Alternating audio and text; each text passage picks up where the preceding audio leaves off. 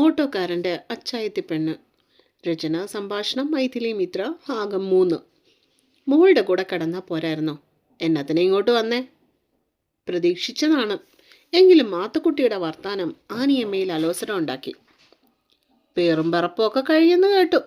Xavier ഇപ്പോഴും അവളെ കൊണ്ടുപോകാൻ തയ്യാറാ. ഡിസ്ചാർജായ തള്ളയും കൊച്ചിനെയും കൂടെ മര്യാദയ്ക്ക് അങ്ങോട്ടേക്ക് പറഞ്ഞു വിട്ടേക്കണം. അവൾ അങ്ങോട്ടേക്ക് പോയാലേ അവൻ്റെ കൈ നീ വല്ലതും ഇങ്ങോട്ട് കൈ തടയത്തുള്ളൂ. അയാളുടെ സംസാരം കേട്ടിട്ട് അവർക്ക് വിറഞ്ഞു കയറുന്നുണ്ടായിരുന്നു. തിളയ്ക്കുന്ന കഞ്ഞിയുടെ വേവ് നോക്കി കുറച്ചെടുത്തൊരു പാത്രത്തിലേക്കാക്കി മാറ്റി വെച്ചവർ അതിലേക്ക് ഇത്തിരി ഉപ്പ് കൂടി ഇട്ടിളക്കി. മൂടി വെച്ച കഞ്ഞിവെള്ള പാത്രം ഒരു സഞ്ചിയിലേക്കാക്കി കൂടെ ഒരു വലിയ കുപ്പിയിൽ ചൂടുവെള്ളവും നിറച്ചു വെച്ചു. എമിയുടെ മുറിയിലേക്ക് ചെന്ന് അവർക്ക് ആവശ്യമുള്ള ഡ്രസ്സുകളെല്ലാം ഒരു കവറിലേക്കാക്കി. ആനിയമ്മേ.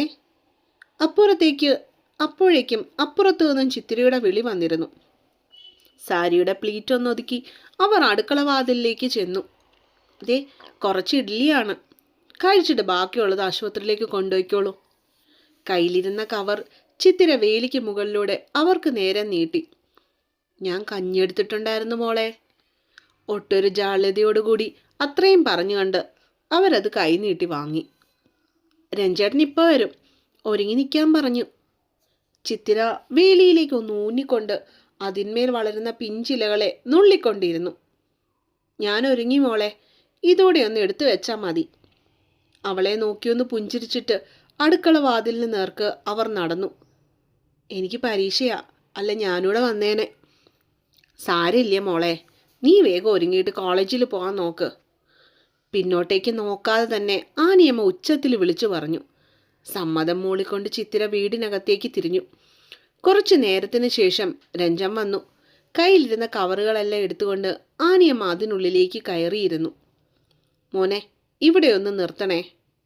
പോകുന്ന വഴിയിൽ റോഡരികിലുള്ള ഒരു ജൗളിക്കട കണ്ട് ആനിയമ്മ രഞ്ജനോട് ഓട്ടോ നിർത്താൻ പറഞ്ഞു.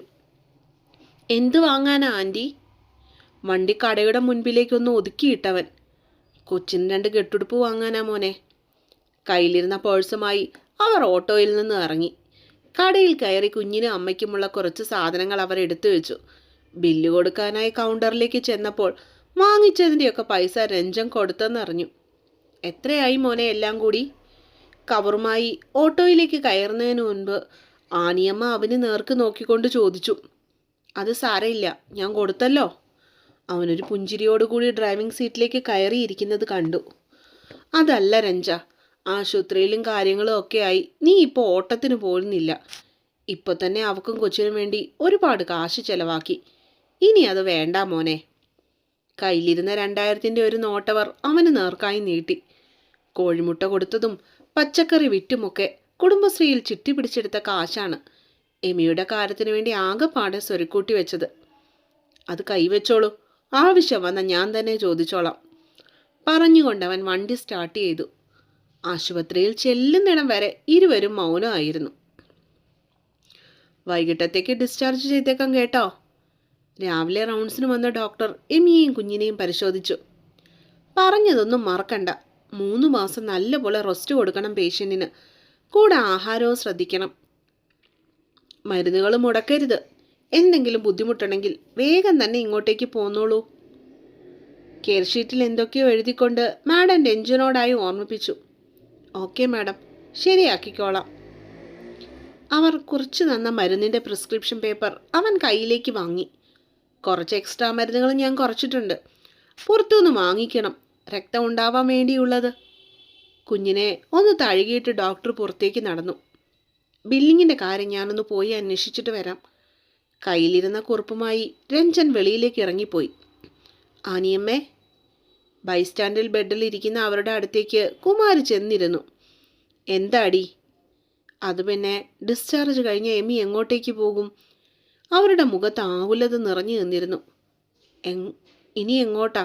ഞങ്ങളുടെ വീട്ടിലേക്ക്. മറ്റൊന്നും ഓർക്കാതെയാണ് ആനിയമ്മ അങ്ങനെ പറഞ്ഞത്. അതല്ലടി, മാത്തുക്കുട്ടി അതിന് സമ്മതിക്കുമോ? അയാൾ ഇവളെയും കൊച്ചിനെ ഉപദ്രവിക്കില്ലേ? കുമാരിയുടെ ചോദ്യം ന്യായമായിരുന്നു. എമിയുടെ കാര്യത്തിൽ മാത്തുക്കുട്ടി ഒരു മൃഗമാണ്. രണ്ടാനച്ഛൻ്റെ സ്നേഹമില്ലായ്മയോ അതോ മാസാമാസം സേവ്യറിൻ്റെ കയ്യിൽ നിന്ന് എത്തുന്ന തുക കാരണമോ മാത്തുക്കുട്ടി അവളെ വീട്ടിൽ നിർത്താൻ വിസമ്മതം പ്രകടിപ്പിക്കുന്നു. ഇനിയും കൊച്ചു അവിടെ നിന്ന അവരെ വല്ലതും ചെയ്യാൻ പോലും അയാൾ മടി കാണിക്കില്ല. ഞാൻ എന്താ ചെയ്യേണ്ടത് കുമാരി? തള്ളാനും കൊള്ളാനും മേലാത്ത അവസ്ഥയാണ് എൻ്റേത്. പെറ്റ വയറല്ലേ, പെരുവഴിയിൽ ഉപേക്ഷിക്കാൻ എന്നെ കൊണ്ട് സാധിക്കുവേല. തികട്ടി വന്ന കരച്ചിൽ നിയന്ത്രിക്കാൻ ആനിയമ്മ സാരിത്തുമ്പുകൊണ്ട് വാ പൊത്തിപ്പിടിച്ചു. നീ വിഷമിക്കാതൊരു പെണ്ണെ, നമ്മളൊക്കെ ഇവിടെ ഇല്ലേ? ആശ്വസിപ്പിക്കുവാൻ എന്ന വണ്ണം കുമാരി അവരെ ചേർത്ത് പിടിച്ചു. ഒരിക്കലും ഉപേക്ഷിക്കില്ല എന്ന രീതിയിൽ. ഓട്ടോ ചെന്ന് വീടിന് മുൻപിൽ നിർത്തിയപ്പോൾ അതിൽ നിന്നും ആദ്യം ഇറങ്ങിയത് കുമാരിയായിരുന്നു. പിന്നീട് എമി ഇറങ്ങി. അതിനു പിന്നാലെയാണ് കൊച്ചിനെയും കൊണ്ട് ആനിയമ്മ പുറത്തേക്ക് വന്നത്. എമിക്ക് അവളുടെ ശരീരം പേടികൊണ്ട് വിറയ്ക്കുന്നുണ്ടായിരുന്നു. അതിൻ്റെ കൂടെ നിൽക്കുമ്പോഴുള്ള സ്റ്റിച്ചിങ്ങിൻ്റെ വേദനയും. കേറി വാ മോളെ. വീടിനകത്തേക്കൊന്ന് കണ്ണോടിച്ചിട്ട് ആനിയമ്മ മുൻപിലേക്ക് നടന്നു. ഉമ്മറത്തേക്ക് കയറാൻ തുടങ്ങുന്നതിന് മുൻപേ തന്നെ അവർ കണ്ടു അകത്തു നിന്നും പുറത്തേക്ക് ഇറങ്ങി വരുന്ന മാത്തുക്കുട്ടിയെ. പിറകിൽ തന്നെ അയാളുടെ പുന്നാര മകളായ നാൻസിയും ഉണ്ടായിരുന്നു. അയാളെ കണ്ട ഉടൻ തന്നെ മുന്നോട്ടേക്ക് വെച്ച കാലുകൾ എമ്മി പിന്നോട്ടേക്ക് നീക്കി. ആര് പറഞ്ഞടി എൻ്റെ അടിച്ചതിനകത്തോട്ട് കയറാൻ? ഇറങ്ങിപ്പോടി. അയാൾ മുറ്റത്തേക്ക് ഇറങ്ങി വന്ന് നിന്നുകൊണ്ട് എല്ലാവരും കേക്കെ ആക്രോശിച്ചു. മാത്തുക്കുട്ടിയുടെ വാക്കുകൾ കേട്ട് എമ്മി കണ്ണുനീർ വാർത്തു. തന്നോട് മാത്രം എന്തിനാ ഇത്രയും പിണക്കമെന്ന് അവൾക്ക് അയാളോട് ചോദിക്കണമെന്നുണ്ടായിരുന്നു. താൻ എന്തെങ്കിലും തെറ്റു ചെയ്തുവോ എന്ന് ഉറക്കെ ഉറക്കെ അയാളോട് ചോദിക്കാൻ ആ പാവത്തിൻ്റെ ഉള്ളം വെമ്പൽ കൊണ്ടു. പക്ഷേ എല്ലാം പെണ്ണിൻ്റെ തൊണ്ടക്കുഴിയിൽ മാത്രം തടഞ്ഞു നിന്നു. പക്ഷെ അവളൊന്നും ഉരിയാടിയില്ല. ഒരു താങ്ങിനായി സർവ്വതും നഷ്ടപ്പെട്ടവളെ പോലെ രഞ്ജന്റെ വണ്ടിയിലേക്ക് ചാരി നിന്നു. നിങ്ങളിങ്ങനെ പറഞ്ഞ എങ്ങനെയാ? ഇവിടെ നിന്ന് ഇറക്കി വിട്ട അവൾ എങ്ങോട്ടേക്ക് പോകും? ആനിയമ്മ കുഞ്ഞിനെയും കണ്ട ഭർത്താവിൻ്റെ കാൽക്കലേക്കിരുന്നു. എണീക്കടി പുല്ലേ, എൻ്റെ കാലേന്ന്. ഈ മാത്തച്ഛൻ്റെ സ്വഭാവം നിനക്ക് നല്ലോണം അറിയാവുന്നതല്ലേ? രഞ്ജൻ ഓടിപ്പോയി അവരെ താങ്ങിയതിനാൽ ആനിയമ്മ തറയിലേക്ക് വീണില്ല. അവരുടെ കയ്യിലിരുന്ന കുഞ്ഞ് പേടിച്ചലറി വിളിച്ചു. നിങ്ങളൊരു മനുഷ്യനാണോ? എങ്ങനെ തോന്നുന്നു ഒരു പെൺകുട്ടിയോട് ഇങ്ങനെയൊക്കെ കാട്ടുവാൻ? അവന് ചോദിക്കാതിരിക്കാനായില്ല. കാരണം അവിടെ നടക്കുന്ന സംഭവങ്ങൾ അത്രമേൽ അവനെ ദേഷ്യം കൊള്ളിച്ചിരുന്നു. ആ കുഞ്ഞിൻ്റെ കരച്ചിൽ എന്തുകൊണ്ടോ അവനെ വല്ലാതെ പൊള്ളിച്ചു. ഞാൻ നിന്റെ വീട്ടിൽ വന്നോടാ, എൻ്റെ മുറ്റത്ത് വന്ന് എന്നെ കുറ്റം പറയുന്നോ മോനെ? ചീത്ത വിളിച്ചുകൊണ്ട് മാത്തുക്കുട്ടി രഞ്ജന് നേരെ കൈയോങ്ങിയെങ്കിലും അവൻ അതിസമർത്ഥമായി അതിൽ നിന്ന് ഒഴിഞ്ഞു മാറി. എൻ്റെ അച്ഛൻ്റെ പ്രായമുള്ളത് കൊണ്ടാണ് പലപ്പോഴും ഞാൻ നിങ്ങളെ വെറുതെ വിട്ടിട്ടുള്ളത്. പക്ഷെ കൂടുതൽ വിളച്ചിലും കൊണ്ട് ഇങ്ങോട്ട് വന്ന ഈ രഞ്ജൻ ആരാണെന്ന് നിങ്ങൾ അറിയും. അയാൾക്ക് നേരെ കൈ ചൂണ്ടിക്കൊണ്ട് അവൻ അലറി. മോനെ വേണ്ടടാ, വിട്ടേക്ക്. ആനിയമ്മ കരഞ്ഞുകൊണ്ട് അവൻ്റെ കയ്യിൽ പിടിച്ച് പുറകിലേക്ക് മാറ്റി. ഇയാൾ നന്നാവില്ലടാ, വെറുതെ അയാളോട് മുട്ടാൻ പോവാണ്ട. കുമാരിയും കൂടെ വന്നു പറഞ്ഞപ്പോൾ അവനൊന്ന് അടങ്ങി. എങ്കിലും തളർന്ന അവശയായി തൻ്റെ വണ്ടിയിൽ ചാരി നിൽക്കുന്ന എമിയെ കണ്ട് രഞ്ജന് സഹിക്കാനാവുന്നുണ്ടായിരുന്നില്ല. ഇച്ചായ, ഇവ കൊട്ടും വയ്യ. വയറിടിച്ച് വീണതുകൊണ്ട് 3 മാസമെങ്കിലും ശ്രദ്ധിക്കണമെന്നാ ഡോക്ടർ പറഞ്ഞേക്കുന്നത്. ഈ അവസ്ഥയിൽ അവളെ ആലുങ്കലേക്ക് എങ്ങനെ പറഞ്ഞു വിടാനാ? ഒന്നുമില്ലെങ്കിൽ ആദ്യത്തെ പ്രസവം എടുക്കേണ്ടത് നമ്മൾ പെൺവീട്ടുകാരുടെ ചുമതലയല്ലേ? എമിയെയും കൊച്ചിനെയും വീട്ടിൽ നിർത്തുവാനായി അയാളെ കൊണ്ട് എങ്ങനെയെങ്കിലും സമ്മതിപ്പിക്കുവാൻ ആനിയമ്മ ഒരുപാട് ശ്രമിച്ചു. 3 മാസങ്ങൾ കഴിച്ചുള്ള കാര്യങ്ങൾ അപ്പോൾ ആലോചിക്കാമെന്ന് മനസ്സിൽ നനച്ചവർ. പൊടുന്നനെ മാത്തുക്കുട്ടി ഒന്ന് അടങ്ങിയതുപോലെ തോന്നി. ശേഷം എമിയുടെ നേർക്ക് നോക്കി എന്തൊക്കെയോ ആലോചിക്കുന്നത് പോലെ കാണപ്പെട്ടു. ആ, സേവ്യറിൻ്റെ വീട്ടിലേക്ക് 3 വർഷം കഴിഞ്ഞ് ഇവൾ പോകുമെന്ന് ഉറപ്പുണ്ടെങ്കിൽ മാത്രം നിർത്തിക്കോ. മനസ്സിൽ എന്തൊക്കെയോ കാട്ടിക്കൂട്ടലുകൾ അയാൾ നടത്തി. എല്ലാവർക്കും മാത്തുക്കുട്ടിയുടെ തീരുമാനം ഒരാശ്വാസമായിരുന്നെങ്കിലും രഞ്ജന് മാത്രം അതൊട്ടും വിശ്വാസയോഗ്യമായിരുന്നില്ല. ലുങ്ക് മടക്കി കുത്തിക്കൊണ്ട് അകത്തേക്ക് കയറിപ്പോകുന്ന മാത്തുക്കുട്ടിയെ അവൻ ഒട്ടൊരു സംശയത്തോടു കൂടി കുറച്ചു നേരം നോക്കി നിന്നു. മോനെ, ആ സാധനങ്ങളൊക്കെ ഇങ്ങെടുത്തു തരാവോ? ഓട്ടോയിൽ നിന്നും കൊണ്ടുവന്ന കുഞ്ഞു കവറുകളൊക്കെ പുറത്തേക്ക് വെക്കുന്നതിനിടെ കുമാരി അവനോട് ചോദിച്ചു. സീറ്റിന് പിറകിൽ വെച്ചിരിക്കുന്ന 2 വലിയ കവറുകൾ എടുത്ത് വീടിൻ്റെ ഉമ്മറത്തേക്കായി കൊണ്ടുചെന്ന് വെച്ചവൻ. അതേസമയം കുമാരി എമിയെ താങ്ങിക്കൊണ്ട് വീടിനുള്ളിലേക്ക് കയറിപ്പോയിരുന്നു. പുറകെ തന്നെ കുഞ്ഞുമായി ആനിയമ്മയും. കൊണ്ടുവന്ന സാധനങ്ങളൊക്കെ എമിയുടെ മുറിയിലേക്ക് എടുത്തു വെച്ചിട്ട് തിരിയുമ്പോൾ അറിയാതെ തന്നെ അവൻ്റെ കണ്ണുകൾ നിറഞ്ഞിരുന്നു. എന്തിനോ വേണ്ടി എന്നവണ്ണം. പ്രണയത്തിൻ്റെ ഓർമ്മകളിൽ ജീവിക്കുന്നതിന് നഷ്ടപ്രണി എന്നൊരു ആലോചന പോലും മനസ്സിലുണ്ടാവില്ലല്ലോ. അപ്പൻ ഇത് എന്നാത്തിൻ്റെ കേടാ? അവളെയും കൊച്ചിനെയും പിന്നെ എന്തിനാ പിന്നെയും വീട്ടിൽ കയറ്റിയത്? നാൻസി മാത്തുക്കുട്ടിയുടെ നേർക്ക് ചീറിക്കൊണ്ട് അടുത്തു. നീ ഒന്ന് അടങ്ങു കൊച്ചേ. ഒരു കാര്യമില്ലാതെ ഞാൻ അങ്ങനൊരു തീരുമാനം എടുക്കുമെന്ന് നിനക്ക് തോന്നുന്നുണ്ടോ? മകളെ ഒന്ന് സമാധാനിപ്പിക്കുന്ന രീതിയിൽ അയാൾ അവളെ ചേർത്ത് പിടിച്ചു. അതെന്നാ കാര്യമാ? അവൾക്ക് ആകാംക്ഷ അടക്കാനായില്ല. എടി പൊട്ടി, നമുക്ക് ആകെയുള്ള വരുമാനം ഈ 2 ഏക്കർ റബ്ബർ തോട്ടവും പിന്നെയുള്ളത് കുറച്ച് കാപ്പിയും കുരുമുളകുമാണ്. അതുകൊണ്ട് എന്നാ ആവാനാ ഒരു വീട്ടിലെ കാര്യം? ഇവിടെയും കൊച്ചിൻ്റെയും കാര്യം പറഞ്ഞ് എങ്ങനെയെങ്കിലും ആ സേവറിൻ്റെ കാല് പിടിക്കണം. അവനും വീട്ടുകാരും കനിഞ്ഞ നിന്റെ പഠിപ്പിനും കല്യാണത്തിനും കൂടിയുള്ള തുക എങ്ങനെയെങ്കിലും ഉണ്ടാക്കാം. അച്ഛൻ്റെ വാക്കുകൾ കേട്ട് നാൻസിയുടെ കണ്ണ് മിഴിഞ്ഞുപോയി. എമിയെ വീട്ടിൽ നിർത്തുന്ന ഇഷ്ടമല്ലെങ്കിലും മാത്തുക്കുട്ടി പറഞ്ഞ കാര്യങ്ങൾ മനസ്സിലിട്ട് ഒന്നും കൂടി ആലോചിച്ചവൾ. തനിക്ക് ഗുണമുള്ള കാര്യമാണ്. അതുകൊണ്ട് അനിഷ്ടത്തോടു കൂടിയാണെങ്കിലും അവളെയും കൊച്ചിനെ 3 മാസം കൂടി സഹിച്ചേ പറ്റൂ. സഹിക്കണം. നാൻസി കുടിലതയോടെ ഒന്ന് ചിരിച്ചു. എൻ്റെ അപ്പോ, നിങ്ങൾ സമ്മതിച്ചു തരണം. ആ തലയെ നിറച്ചും ബുദ്ധിയാണ്. മാത്തുക്കുട്ടിയുടെ തലയിലൊന്ന് കൊട്ടിക്കൊണ്ട് അവൾ പരിസരബോധമില്ലാതെ പൊട്ടി പൊട്ടി ചിരിച്ചു. എൻ്റെ കൊച്ചെ, നീ ഇങ്ങനെ ചിരിക്കാതെ. അപ്പുറത്തുള്ള നിന്റെ അമ്മച്ചി കേട്ടാ തീർന്നു. അയാൾ അവളുടെ വാ പൊത്തുന്ന രീതിയിൽ ആംഗ്യം കാട്ടി. അവനൊരു കുടിയനായോണ്ട് എൻ്റെ ഭാഗ്യം. പെണ്ണും പിള്ളയ്ക്ക് വയറ്റിൽ ക്ഷതമേറ്റെന്ന് പറഞ്ഞൊന്ന് സെൻറ്റി അടിച്ചാൽ ഫ്ലാറ്റ് ആവാനേ ഉള്ളൂ അവൻ. മാത്തുക്കുട്ടി കൂട്ടിച്ചേർത്തു. അയാളുടെ കുടില ചിന്തകൾ പതിയെ മുകളിലേക്കും പടർന്നു. അവൻ നമുക്ക് പൊന്മുട്ടയിടുന്ന താറാവാ നാൻസി. വേണ്ട രീതിയിൽ കൈകാര്യം ചെയ്താൽ നമുക്ക് ലാഭം മാത്രമേ ഉണ്ടാവൂ. അയാളുടെ പറയുന്ന വാക്കുകളെല്ലാം അംഗീകരിച്ചുകൊണ്ട് കേട്ടുകൊണ്ടിരുന്നവൾ കരയല്ലേ? ഓ, നല്ല വാവയല്ലേ? നിർത്താതെ കരയുന്ന കുഞ്ഞിൻ്റെ കരച്ചിലടക്കാൻ ആനിയമ്മ വല്ലാതെ പാടുപെട്ടു. ഈശ്വര, ഇനി കൊച്ചിന് വയറു വല്ലതും വേദനിക്കുന്നുണ്ടോ? അവളുടെ കുഞ്ഞു വയറിൽ അമർത്തിക്കൊണ്ട് അവർ ആകുലതപ്പെട്ടു. ഈ പാതിരാത്രി എങ്ങോട്ട് കൊണ്ടുപോകാനായിനി? ഇതെല്ലാം കണ്ട് സങ്കടപ്പെട്ടുകൊണ്ട് എമി കട്ടിലിൽ തന്നെ കിടന്നു. എഴുന്നേറ്റിരുന്നുകൊണ്ട് കുഞ്ഞിനെ കൈകളിൽ വാങ്ങാൻ പല പ്രാവശ്യം ശ്രമിച്ചപ്പോഴും അമ്മച്ചിയുടെ ശാസനയോട് കൂടിയുള്ള നോട്ടത്തിൽ അത് ഉപേക്ഷിക്കുകയാണ് അവൾ ചെയ്തത്. നീ കിടന്നുകൊണ്ടാണോ പെണ്ണെ കൊച്ചിന് പാല് കൊടുക്കുന്നത്?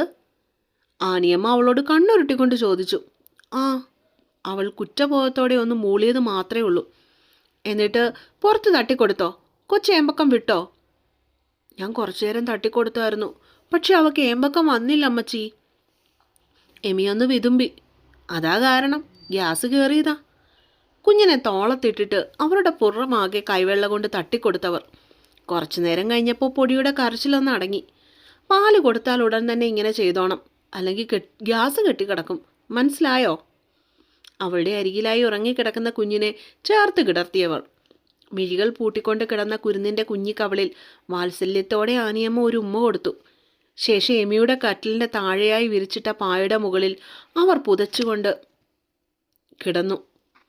ആ സമയമൊക്കെയും കുരുന്നിൻ്റെ കരച്ചിൽ കേട്ടുകൊണ്ട് പിടയുന്ന ഹൃദയത്തോടെ മുറിയുടെ ജനലിനരികിൽ ആ ഒരുവൻ നിൽക്കുന്നുണ്ടെന്നുള്ള കാര്യം ആരും അറിഞ്ഞിരുന്നില്ല. മോനെ, നീ ഇറങ്ങാറായോ? രഞ്ജൻ ഓട്ടോയിലേക്ക് കയറിയിരിക്കുമ്പോഴാണ് കുമാരി അവനെ പിന്നിൽ നിന്നും വിളിച്ചത്. എന്താ അമ്മേ, എന്തേലും ആവശ്യമുണ്ടോ? അവൻ തലയൊന്ന് ചെരിച്ചുകൊണ്ട് പിന്നിലേക്ക് നോക്കി. രഞ്ജ, നീ വരുമ്പോൾ ഈ സാധനങ്ങളൊക്കെ വാങ്ങിച്ചുകൊണ്ട് വരുമോ? കയ്യിലിരുന്ന കുറിപ്പടി അവർ മകന് നേരെ നീട്ടി. എന്താ അമ്മേ ഇത്? രഞ്ജൻ അത് കയ്യിൽ വാങ്ങിക്കൊണ്ട് തുറന്നു നോക്കി. അതിൽ കുറിച്ചിരിക്കുന്ന സാധനങ്ങളുടെ പേരുകൾ വായിച്ചപ്പോൾ തന്നെ പേരറിയാത്തൊരു സന്തോഷം അവനിലുണ്ടായി. പൊടിയുടെ ചെലവൊന്ന് ആനിയമ്മയെ കൊണ്ട് കൂട്ടിയാൽ കൂടത്തില്ല. നീ വേറൊന്നും മറുത്ത് ചിന്തിക്കണ്ട. ഊണിന് വരുമ്പോഴേക്കും സാധനങ്ങളൊക്കെ വാങ്ങിയിട്ട് വായോ. ഇത്രയും പറഞ്ഞിട്ട് വീടിനുള്ളിലേക്ക് കയറിപ്പോകുന്ന അമ്മയെ രഞ്ജൻ കണ്ണുകളിൽ സ്നേഹം നിറച്ചുകൊണ്ട് കുറച്ച് നിമിഷങ്ങൾ നോക്കിയിരുന്നു. പക്ഷേ എമിയുടെ മുറിയുടെ തുറന്നു കിടന്ന വാതിലിലേക്കൊന്ന് പാളി നോക്കിക്കൊണ്ട് അവൻ ഓട്ടോ മുന്നോട്ടേക്കെടുത്തു. അത് പിന്നെ സേവിയറെ, കാര്യം അതെൻ്റെ മകളാണെങ്കിലും അവൾക്ക് അവിടെ അമ്മച്ചിയുടെ സ്വഭാവമാണ്. മോൻ അതൊന്നും മനസ്സ് വെച്ചുകൊണ്ടിരിക്കരുത്. 3 മാസം കഴിയുമ്പോൾ പെണ്ണിനെയും കൊച്ചിനെയും ആലിങ്കലെത്തിക്കുന്ന കാര്യം ഞാൻ ഏറ്റു. മാത്തുക്കുട്ടി ഇത്രയും പറഞ്ഞിട്ട് കസേരയിലൊന്ന് ഇളകിയിരുന്നു. ശേഷം മുൻപിലിരിക്കുന്ന മരുമകന് നേർക്ക് ഒരു വിളറിയ ചിരിയും പാസാക്കി. എമിയെപ്പറ്റി സംസാരിക്കുവാനായി സേവറിൻ്റെ ചിട്ടിക്കമ്പനിയുടെ ഓഫീസിലേക്ക് ചെന്നതാണ് അയാൾ. ആലുങ്കക്കാർക്ക് ഈ നാട്ടിലില്ലാത്ത ബിസിനസ്സുകളൊന്നുമില്ല. എല്ലാ മേഖലയും കൈപുണ്യം തെളിയിച്ചവരാണവർ. അങ്ങനെ പറഞ്ഞ എങ്ങനെയാപ്പോ? ആലുങ്കലിൽ നിന്ന് ഇറങ്ങിപ്പോയപ്പോൾ അപ്പൻ്റെ മോള് പറഞ്ഞൊരു ഡയലോഗുണ്ട്, അവക്കിനി എന്നോടൊപ്പം കഴിയ ഇച്ചിരി ബുദ്ധിമുട്ടാണെന്ന്. അപ്പോൾ പിന്നെ എങ്ങനെയാ ഞാൻ മുറുക്കി ചുവപ്പിച്ച വായിലെ അവശിഷ്ടങ്ങൾ കസേരയുടെ അടിയിൽ വെച്ചിരിക്കുന്ന കോളാമ്പിയിലേക്ക് അയാൾ ആഞ്ഞു തുപ്പി. ശേഷം ശീതീകരിച്ച മുറിയിലെ തണുപ്പൊന്ന് കൂട്ടിയിട്ടു. എന്തൊരു ചൂടാ പുറത്ത്! ഇതിപ്പോൾ മഴക്കാലമെന്നോ വേനൽക്കാലമെന്നോ ഒരു നോട്ടവും ഇല്ല. കഷണ്ടി കയറിയ തലയുടെ പിറകിലുള്ള വെള്ളം നിറം കെട്ടിയ മുടിയൊന്ന് പിന്നിലേക്ക് കോതിക്കൊണ്ട് സേവിയർ ആരോടെന്നില്ലാതെ പറഞ്ഞു, അതെ, ഇപ്പോഴത്തെ കാലാവസ്ഥയൊക്കെ അങ്ങനെയാണല്ലോ മോനെ. മാത്തുകുട്ടിയും അതിനെ അനുകൂലിച്ചു. കാര്യം ഞാൻ നേരിട്ട് പറയാം. എന്നെ വേണ്ടെന്ന് വെച്ചവളെ അവളുടെ കൊച്ചിനെ എനിക്ക് വേണ്ട. അവൾ പോയ സേവിയറിന് വേറെ പെണ്ണ് കിട്ടില്ലേ? വല്ലാത്തൊരു ധാർഷ്ട്യമായിരുന്നു അയാൾക്ക്. മൂക്കിന് തുമ്പിലായി വെച്ചിരിക്കുന്ന സ്വർണ്ണ ഫ്രെയിം കെട്ടിച്ച കണ്ണടയ്ക്ക് മുകളിലൂടെ അയാൾ മാത്തുക്കുട്ടിയെ ഒന്ന് ചെറഞ്ഞു നോക്കി. അയ്യോ, അങ്ങനെയൊന്നും പറയല്ലേ മോനെ. അവളെപ്പറ്റി ആലോചിച്ചില്ലേലും ആ കൊച്ചിനെ പറ്റി ഓർക്കണം. അത് ആലുങ്കലയിലെ ചോരയല്ലേ. അതിനെ നിനക്ക് തള്ളിക്കളയാനാവുമോ കൊച്ചെ? ഒരച്ഛൻ്റെ ആകുലത മാത്തുക്കുട്ടിയിൽ നിറഞ്ഞു നിന്നിരുന്നു. മകളുടെയും കൊച്ചുമകളുടെയും ഭാവിയെപ്പറ്റിയുള്ള ആശങ്ക ആവോളം അയാളുടെ സംസാരത്തിൽ കാണാനായി. അപ്പൻ എന്താ ഈ പറയുന്നേ? എന്നെ അധിക്ഷേപിച്ച് കൊണ്ടുപോയവളെ ഞാൻ ഇനി സ്വീകരിക്കണമെന്നാ? അതിനീ സേവിയറിനെ കൊണ്ട് പറ്റത്തില്ല. പിന്നെ കൊച്ചിൻ്റെ കാര്യം, അങ്ങനെ ഒരെണ്ണം ഉണ്ടായിട്ടില്ലെന്ന് ഞാനങ്ങ് കരുതും. അല്ല പിന്നെ. മരുമകൻ്റെ സംസാരം കേട്ട് മാത്തുക്കുട്ടിക്ക് വിറഞ്ഞു വരുന്നുണ്ടായെങ്കിലും അയാൾ അത് വളരെ കഷ്ടപ്പെട്ട് മനസ്സിലടക്കി. താൻ മനസ്സിൽ കണ്ട പല പദ്ധതികളും താറുമാറാകുമോ എന്നുള്ള ഭയം അയാളെ തീണ്ടി. അതിലുപരി എമിയും കൊച്ചും തൻ്റെ തലയിലാകുമോ എന്നുള്ള പേടി അയാളിൽ കലശമായി. ഒന്നുകൂടെ ഒന്ന് ആലോചിക്കും മോനെ, ഞാൻ വേണേ നിന്റെ കാല് പിടിക്കാം. മാത്തുക്കുട്ടി കസേരയിൽ നിന്നും എഴുന്നേറ്റുകൊണ്ട് അയാളുടെ അരികിലേക്ക് ചെന്നു. കാല് പിടിക്കുമൊന്നും വേണ്ട. നിങ്ങൾ പറഞ്ഞ 3 മാസം, ആ 3 മാസത്തെ അവധി ഞാൻ തരും. അതിനുള്ളിൽ അവൾ ആലുങ്കലേക്ക് വന്നാൽ ഞാനൊന്ന് ആലോചിക്കും. മറിച്ചാണെങ്കിൽ... പറയാൻ വന്നത് പകുതിയിൽ നിർത്തി സേവിയർ അമ്മായിയച്ഛൻ്റെ മുഖത്തേക്കൊരു നോട്ടം നോക്കി. മതി, അതു മതി മോനെ. നീ വലിയവനാ. തള്ളി പറഞ്ഞിട്ട് എൻ്റെ മകളെ സ്വീകരിക്കാൻ കാട്ടിയ ആ മനസ്സ് അവൾ കാണാതെ പോയല്ലോ. തോളിൽ കിടന്ന വെള്ളത്തോർത്തെടുത്ത് മാത്തുക്കുട്ടി കണ്ണുകൾ അമർത്തി തുടച്ചു. എന്നാൽ ഞാൻ ഇറങ്ങട്ടെ മോനെ. ഇടയ്ക്കൊക്കെ കൊച്ചിനെ കാണാനായിട്ട് അങ്ങോട്ട് ഇറങ്ങ്. ഒരിക്കൽ കൂടി സേവിയറിന് നന്ദി പറഞ്ഞിട്ട് അയാൾ ഓഫീസിൽ നിന്ന് ഇറങ്ങി. നിന്നെ എങ്ങനെ എൻ്റെ കാൽ കീഴിൽ എത്തിക്കണമെന്ന് എനിക്കറിയാം എമി. നിന്നെ എനിക്ക് വേണം, ജീവിതകാലം മുഴുവനും. മാത്തുക്കുട്ടി പോകുന്നത് കണ്ട് സേവിയർ അത് മനസ്സിൽ പറഞ്ഞു. ദേ മോളെ, പൊടിക്കുള്ള സാധനങ്ങളൊക്കെ ഞാൻ കൊണ്ടുവന്നിട്ടുണ്ട്. പറഞ്ഞുകൊണ്ട് രഞ്ജൻ വാങ്ങിക്കൊണ്ടുവന്ന ആ വലിയ കവർ എമിയുടെ കട്ടിലേക്കായി കുമാരി വെച്ചു. എന്തിനാ കുമാരി ഇതൊക്കെ? ഇതെല്ലാം കൂടി കുറേ ആയി കാണുമല്ലോ. കവറിനുള്ളിലെ സോപ്പും പൗഡറും ബേബി ക്രീമും ഒക്കെ പുറത്തേക്ക് എടുത്ത് നോക്കിയിട്ട് ആനിയമ്മ ആകുലപ്പെട്ടു. അതിപ്പോൾ എന്തിനാ പറയുന്നേ? ഇവിടുത്തെ കാര്യമൊക്കെ എനിക്ക് അറിയാവുന്നതല്ലേ. കുമാരി കട്ടിലിൽ കിടന്നുറങ്ങുന്ന കുഞ്ഞിപ്പെണ്ണിൻ്റെ കവിളിൽ പതിയൊന്ന് തോണ്ടിക്കൊണ്ട് പറഞ്ഞു. അങ്ങനെയല്ല കുമാരി. 5-6 ദിവസം രഞ്ജൻ ഹോസ്പിറ്റലിൽ തന്നെ അല്ലായിരുന്നോ? കൊച്ചിൻ്റെയും തള്ളയുടെയും കാര്യങ്ങളൊക്കെ നോക്കിക്കഴിഞ്ഞിട്ട് ഓട്ടത്തിന് പോകാൻ സമയമുണ്ടായിരുന്നോ? ആനിയമ്മയുടെ പരിഭവം എന്തിനോ വേണ്ടിയാണ് എന്നറിഞ്ഞതിനാൽ കുമാരിയൊന്നും പിന്നീട് അതിനെപ്പറ്റി സംസാരിച്ചില്ല. കഴിച്ചോ മോളെ? എമിയുടെ നെറുകയിലൊന്ന് തലോടിക്കൊണ്ട് അവർ ചോദിച്ചു. കഴിച്ചു. കട്ടിലിൽ കിടന്നുകൊണ്ട് തന്നെ എമി ഉത്തരവും നൽകി. അല്ല കുഞ്ഞെ, നിന്റെ അപ്പൻ എവിടെ പോയതാ? വീടിനുള്ളിൽ മാത്തുക്കുട്ടിയെ കാണാഞ്ഞിട്ടാവാം കുമാരി അങ്ങനെ ഒരു ചോദ്യം ചോദിച്ചത്. രാവിലെ ഇവിടുന്ന് ഇറങ്ങിപ്പോയി. എങ്ങോട്ടേക്കാണെന്ന് അറിയില്ല. അല്ല, അതിപ്പോൾ ചോദിച്ചാലും പറയില്ലല്ലോ. ആനിയമ്മയുടെ വാക്കുകളിൽ ഭർത്താവിനോടുള്ള നീരസം വ്യക്തമായിരുന്നു. കുറച്ചു നേരത്തിന് ശേഷം രഞ്ജൻ വന്ന് വിളിച്ചപ്പോൾ കുമാരി അവൻ്റെ കൂടെ വീട്ടിലേക്ക് തിരിച്ചുപോയി. കുഞ്ഞാവ കരയല്ലേ? വാവയെ കുളിപ്പിച്ച് മടിയിൽ കിടത്തി തുടച്ചു കൊടുക്കുകയായിരുന്ന ആനിയമ്മ. ഉറക്കം വരുന്നതിനാലാവാം കുഞ്ഞിപ്പെണ്ണ് നീറ് കടിച്ചതുപോലെ പുളഞ്ഞു കരയുന്നുണ്ട്. എൻ്റെ പൊന്നു കരയാതടാ, ദേ ഇതിപ്പോൾ തീരും. എന്തൊക്കെ പറഞ്ഞിട്ടും കുഞ്ഞ് കരച്ചിൽ നിർത്താൻ തയ്യാറായില്ലേ എന്നതാണ് സത്യം. ഒരു തരത്തിൽ അവർ കുഞ്ഞിനെ കുളിപ്പിച്ചെടുത്ത് കെട്ടെടുപ്പും നിക്കറും ഇടുവിച്ചു കൊടുത്തു. കണ്ണെഴുതി പൊട്ടു തൊടിയിപ്പിക്കണമെന്നുണ്ടായിരുന്നെങ്കിലും പെണ്ണിൻ്റെ കരച്ചിൽ പേടിച്ച് ആനിയമ്മ പിന്നീട് അതിന് മുതിർന്നില്ല. എന്താ ആൻറ്റി, മോൾ എന്തിനാ കരയുന്നേ? വാവയുടെ ഉച്ചത്തിലുള്ള കരച്ചിൽ കേട്ടതിനാലാവാം അപ്പുറത്തെ വീട്ടിൽ നിന്നും രഞ്ജന ഓടി വന്നത്. ഉറക്കം വരുന്നു എന്നാ തോന്നുന്നേ. ഇന്നിത്തിരി ചിത്താന്തം കൂടുതലാ പെണ്ണിന്. അവളെ തോളിലേക്കായി കിടത്തിക്കൊണ്ട് അവർ പതിയെ ഉമ്മർത്തുനിന്ന് എഴുന്നേറ്റു. കുഞ്ഞോളെവിടെ? കുഞ്ഞിന്റെ കരച്ചിൽ കണ്ടിട്ട് അവൻ ചോദിച്ചു. രാത്രി മുഴുവൻ ഇവൾ അതിനെ ഉറക്കാൻ സമ്മതിച്ചിട്ടില്ല. ഇപ്പോൾ ഒന്ന് നടുവ് നിർത്തിയതേ ഉള്ളൂ ആ പെണ്ണ്. തോളിലിട്ട് ആട്ടിക്കൊണ്ട് അവർ പറഞ്ഞു. ഇങ്ങിതാ, ഞാൻ അവളെ എടുക്കാം. കൈയും നീട്ടിപ്പിടിച്ചുകൊണ്ട് കുഞ്ഞിനെ എടുക്കാനായി നിൽക്കുന്ന രഞ്ജനെ നിരാശനാക്കാൻ അവർക്ക് തോന്നിയില്ല. കഴുത്തിന് താങ്ങുകൊടുത്ത് പിടിക്കണേ മോനെ പറഞ്ഞുകൊണ്ടവർ കുഞ്ഞിനെ ടവലിൽ പൊതിഞ്ഞ് അവന് നേർക്ക് നീട്ടി. അച്ചുട പൊന്നെ, കരയില്ലേ വാവേ? വാവയെ അവൻ നെഞ്ചോട് ചേർത്ത് പിടിച്ചുകൊണ്ട് ഒരു താളത്തിൽ മുന്നോട്ടേക്കും പിന്നോട്ടേക്കും പതിയെ ആട്ടിക്കൊടുത്തു. കൂടെ താരാട്ടുപാട്ടിൻ്റെ ഈണങ്ങളും അവൻ്റെ ചുണ്ടിൽ അറിയാതെ തത്തിക്കളിച്ചു. മനസ്സുകൊണ്ട് അവനൊരു അച്ഛനായി മാറുകയായിരുന്നപ്പോൾ ആട്ടലിൻ്റെ സുഖത്തിലോ അതോ അവൻ്റെ നെഞ്ചിലെ ചൂടേറ്റിട്ടോ ആ കുഞ്ഞിക്കണ്ണുകൾ പതിയെ പൂട്ടി. പതിയെ ഉറക്കമുണർത്താതെ കുഞ്ഞിനെ ആനിയമ്മയ്ക്ക് കൈമാറുമ്പോൾ അവൻ്റെ നെഞ്ചു എന്തിനോ വേണ്ടി പിടഞ്ഞിരുന്നു. ഹോ, എന്തിനാണോ ഇങ്ങനെ കാറിപ്പൊളിക്കുന്നത്? കട്ടിലിൽ ഫോണിൽ കുത്തിക്കിടന്ന നാൻസി കുഞ്ഞിൻ്റെ കരച്ചിൽ കേട്ടിട്ട് പ്രാഗിക്കൊണ്ടിരുന്നു. ഉറങ്ങി എഴുന്നേറ്റ കുഞ്ഞിപ്പെണ്ണ് വിശന്ന് കരങ്ങി തുടങ്ങിയതാണ്. എമ്മി പാല് കൊടുക്കാൻ ശ്രമിക്കുന്നുണ്ടെങ്കിലും അവൾ കുടിക്കാതെ മുഖം തിരിച്ചു പിടിച്ചുള്ള കരച്ചിലാണ്. ചില നേരെ ഇങ്ങനെയാണ്. പാല് കൊടുക്കാൻ ഇത്തിരി താമസിച്ച പെണ്ണ് പിന്നെ കുടിക്കാൻ കൂട്ടാക്കിയേ ഇല്ല. അവളുടെ ദേഷ്യം തീരുന്നിടം വരെ കുഞ്ഞ് കരഞ്ഞുകൊണ്ടേയിരിക്കും. എൻ്റെ വാവയല്ലേ, കരയാതെ കുടിക്കുമോളെ. കുഞ്ഞിൻ്റെ വായിലേക്ക് കൊണ്ടുവന്ന് വെച്ചിട്ടും പെണ്ണ് വാശി പിടിച്ചുകൊണ്ട് അത് കുടിക്കാതെ കാറിക്കൊണ്ടേയിരുന്നു. അതിൻ്റെ വായി വല്ല തുണിയും കിരി കയറ്റിയോടെ മനുഷ്യനിവിടെ ചെവിതല തരുന്നില്ല. നാൻസി അപ്പുറത്തെ മുറിയിലിരുന്ന് പറയുന്നത് എമ്മി നല്ല വ്യക്തമായി കേട്ടു. അവൾക്ക് ശരിക്കും സങ്കടം വന്നിരുന്നു. അനിയത്തിയാണ്, എങ്കിലും തൻ്റെ കുഞ്ഞിനെ ശാപവാക്കുകൾ കൊണ്ട് മൂടുന്നത് കേൾക്കുമ്പോൾ സഹിക്കാൻ പറ്റുന്നുണ്ടായിരുന്നില്ല. പക്ഷെ താൻ നിസ്സഹായയാണ്. ജീവിതം പോലും അന്യൻ്റെ ചെലവിലാകുമ്പോൾ കുത്തുവാക്കുകളെല്ലാം അനുഭവിക്കാൻ താനും ബാധ്യസ്ഥയാണ്. കരയുന്ന കുഞ്ഞിനെ മാറോട് ചേർത്ത് പിടിച്ചവൾ ഇരുന്നു. കരഞ്ഞില്ലവൾ. സങ്കടങ്ങളെല്ലാം ഉരുകി ഉറഞ്ഞുപോയ ഒരു ശിലയായി മാറിയിരുന്നു ആ പെണ്ണ്.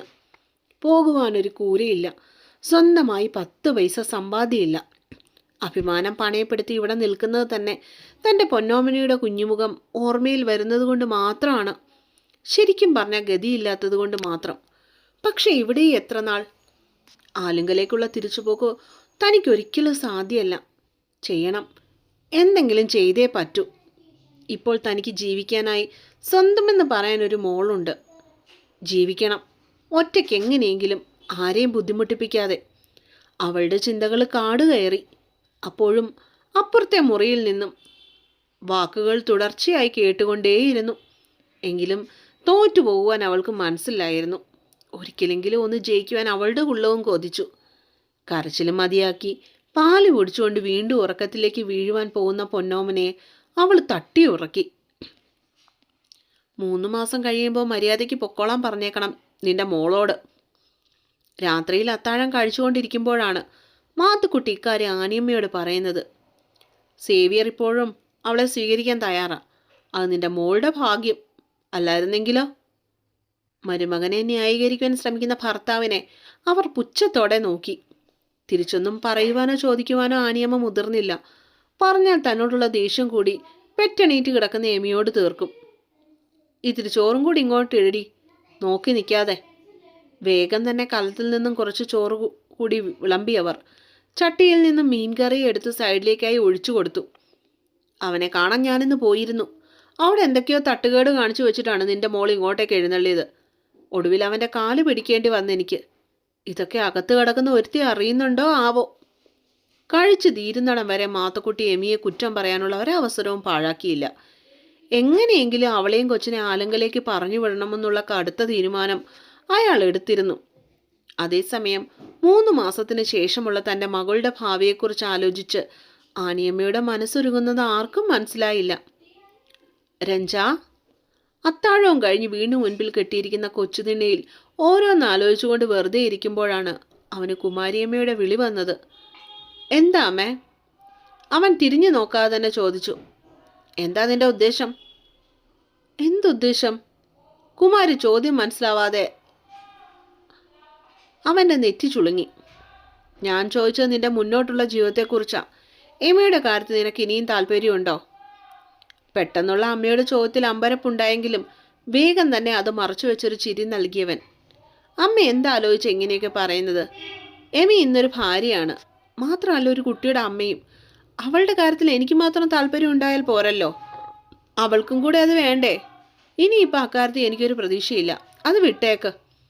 നിരാശയുടെ കൂടെയുള്ള മകന്റെ സംസാരം കുമാരിക്ക് മനസ്സിലാവുന്നുണ്ടായിരുന്നു.